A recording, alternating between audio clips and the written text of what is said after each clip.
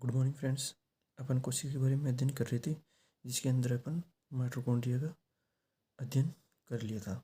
अब उसके आगे दूसरा नंबर है, कोशिकांग का दूसरा नंबर है हरितलवक। उसके बारे में अध्ययन करेंगे। हरितलवक, लवक को क्या बोलते हैं? प्लास्टिड या हरितलवक है ना। लवक लवक 3 प्रकार का होता है, उसमें आता है हरितलवक है ना, प्लास्टिड। लवक प्लास्टिड की खोज किसने की थी? हेकल ने की थी। कब? 1865 के अंदर। प्रकाश संश्लेषण में भाग लेने वाले लवकों को क्लोरोप्लास्ट नाम किसने दिया था? शिम्पर ने दिया था। जो प्रकाश संश्लेषण में भाग लेते हैं हरितलवक, क्लोरोप्लास्ट, ठीक है, वो नाम किसने दिया था? शिम्पर ने दिया था। यह पादप कोशिका में प्रेजेंट होते हैं, जो प्लांट सेल्स है उनमें प्रेजेंट होते हैं। और प्लांट सेल्स कौन सी सेल होती है? यूकेरियोटिक सेल्स होती है, ठीक है। जंतु कोशिका, कवकों व प्रोकैरियोटिक सेल्स में एब्सेंट रहता है। ये जो प्लास्टिड जो कवक है, ये जंतु कोशिका में, कवकों में, प्रोकैरियोटिक सेल में और इनमें क्या होता है? एब्सेंट रहता है, क्योंकि इनमें प्रकाश संश्लेषण क्रिया नहीं होती। नील हरित शैवालों में कुछ आदिम प्रकार की संरचनाएं पाई जाती है या रचनाएं पाई जाती है, जिन्हें वर्णिलवक या वर्णकधर कहते हैं, क्रोमेटोफोर्स कहते हैं। जो क्रोमेटोफोर्स होते हैं वो क्या कहलाते हैं? वर्णकधर। किनमें? हरित शैवालों में पाए जाते हैं। जो आदिम प्रकार की क्या होती है? संरचनाएं होती है। लवक वर्णक विहीन तथा वर्णक युक्त हो सकते हैं। जो ये लवक है, इनके ऊपर पिगमेंट भी उपस्थित भी रह सकते हैं और अनुपस्थित भी रह सकते हैं, प्रेजेंट भी रह सकते हैं और एब्सेंट भी रह सकते हैं। वर्ण के आधार पर लवक 3 प्रकार के होते हैं। इनको 3 भागों में किसने बांटा था? शिम्पर ने बांटा था। वर्ण की उपस्थिति के आधार पर इनको 3 भागों में किसने बांटा? शिम्पर ने बांटा। 1 number leucoplast, number 2 chromoplast, number 3 chloroplast, ठीक है। 1 नंबर आता है ल्यूकोप्लास्ट। यह गोलाकार या अनियमित आकार का होता है। अनियमित आकार का, रंगहीन होता है। जो कहाँ पाया जाता है? भूमिगत अंगों में। जो पादप के भूमिगत अंग होते हैं उनमें, जैसे जड़, फल, ठीक है। जड़ में पाया जाता है, फल में पाया जाता है। इसमें फूड का स्टोर होता है, भोजन का संचय होता है। जो ल्यूकोप्लास्ट है, अवर्णी लवक, इसमें फूड का स्टोर होता है। यह 3 प्रकार का होता है। जो ल्यूकोप्लास्ट है, यह 3 प्रकार का होता है। एक होता है एमाइलोप्लास्ट, नंबर 2 होता है इलियोप्लास्ट और नंबर 3 होता है एड्यूरोप्लास्ट या प्रोटीनोप्लास्ट। जो एमाइलोप्लास्ट है, इसके अंदर कार्बोहाइड्रेट और स्टार्च का संचय होता है। एमाइलोप्लास्ट जो हरित लवक है, इसके अंदर जो लवक है, इसके अंदर किसका निर्माण होता है? एमाइलोप्लास्ट का होता है। जो ल्यूकोप्लास्ट है, उसके अंदर 3 भाग हैं, जिसमें से फर्स्ट भाग है एमाइलोप्लास्ट। इसमें कार्बोहाइड्रेट व स्टार्च का संचय होता है। इलियोप्लास्ट है नंबर 2। इलियोप्लास्ट में तेल और वसा का संचय होता है। जो ये इलियोप्लास्ट है वह किन किन में पाया जाता है? सरसों व मूंगफली के बीजों में उपस्थित होता है। ये इलियोप्लास्ट है वो सरसों व मूंगफली के बीजों में उपस्थित होता है। एल्यूरोप्लास्ट में प्रोटीनोप्लास्ट, इसमें प्रोटीन या गुलिकाओं में संचित होता है। जो ये प्रोटीन है इन और या गुलिकाएँ हैं, ये संचित होती है, इनको ये संचित करते हैं। ये किन में पाया जाता है?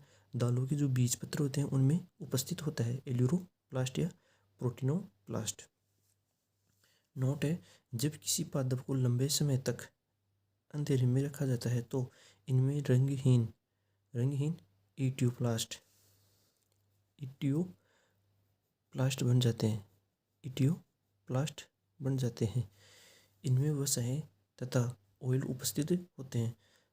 लेकिन लाइट की पुनः जब लाइट दी जाती है, जब इन पादपों को लाइट में, प्रकाश में ले जाया जाता है, तो यह पुनः परिवर्तित होकर अपनी पूर्व अवस्था में आ जाते हैं, ठीक है। नंबर 2 है क्रोमोप्लास्ट। इसमें पर्णहरित को छोड़कर सभी प्रकार के रंग पाए जाते हैं। जो पर्णहरित है, हरे रंग का, पर्णहरित को छोड़कर सभी प्रकार के रंग पाए जाते हैं, जैसे लाल नारंगी रंग कैरोटीन तथा पीले रंग के जेंथोफिल भी प्रेजेंट होते हैं। जैसे मिर्ची और टमाटर का लाल रंग किसके कारण होता है? लाइकोपिन के कारण। गाजर का हल्का केसरिया रंग किसके कारण होता है? कैरोटीन के कारण। पत्तियां पीली किसके कारण होती है? जेंथोफिल के कारण, ठीक है। शैवालों में फ्यूकोजेंथिन पाया जाता है। क्यों?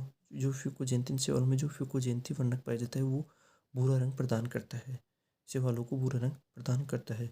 नीले और हरे तथा लाल शैवालों में प्रकाश का प्राथमिक अवशोषण किसके द्वारा होता है? फाइकोबिलिन्स द्वारा होता है। और ये जल में घुलनशील क्या होता है? वर्णक होता है। जो फाइकोबिलिन्स है वो हरे व नीले शैवाल तथा लाल शैवालों में प्रकाश का प्राथमिक अवशोषण करता है और यह जल में क्या होता है? घुलनशील वर्णक होता है। नंबर 3 होता है हरित लवक, क्लोरोप्लास्ट। यह शब्द किसने दिया था? सिम्फर ने दिया था 1885 में। यह पर्णहरित युक्त हरे रंग के लवक हैं जो प्रकाश संश्लेषण का कार्य करते हैं। यह अधिकांश शैवालों में पाया जाता है। इसका ऑटोप्लास्ट नाम किसने दिया था? मेयर ने।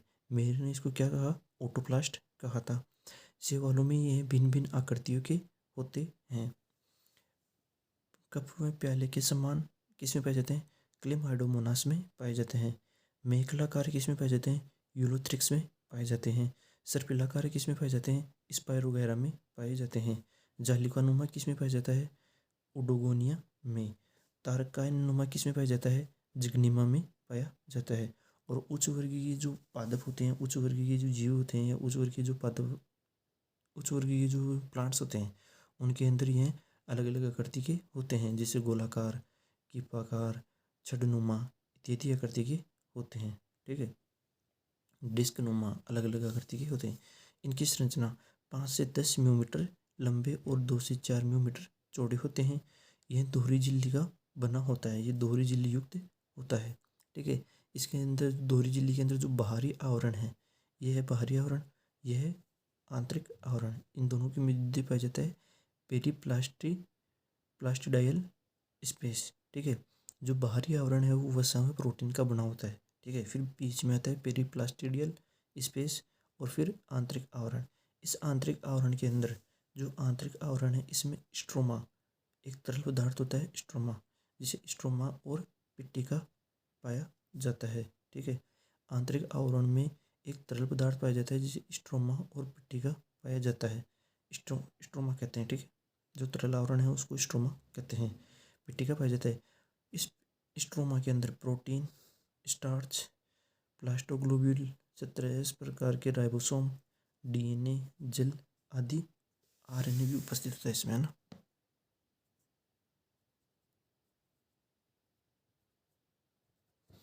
आरएनए, डीएनए, जेल आदि उपस्थित होते हैं। जो स्ट्रोमा भाग है, स्ट्रोमा में प्रकाश संश्लेषण की अप्रकाशिक अभिक्रिया संपन्न होती है।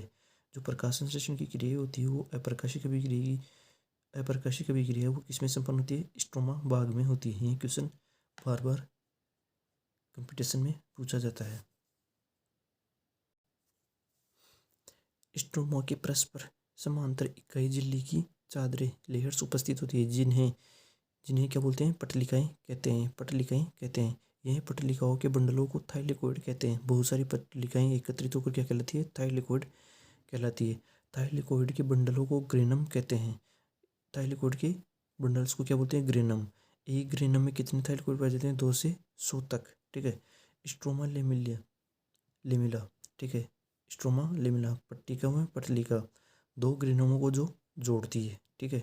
जो दो ग्रेनम होते हैं उनको आपस में जोड़ती है।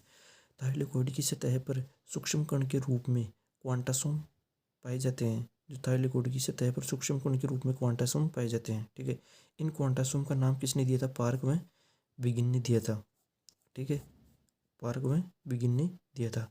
क्वांटासोम 230 क्वांटासोम के ऊपर 230 विभिन्न वर्णक उपस्थित होते हैं। इनके बीच में क्लोरोफिल ए का अभिक्रिया स्थल प्रेजेंट होता है। जो विभिन्न वर्णक है इनके बीच के अंदर क्लोरोफिल ए का अभिक्रिया स्थल प्रेजेंट होता है।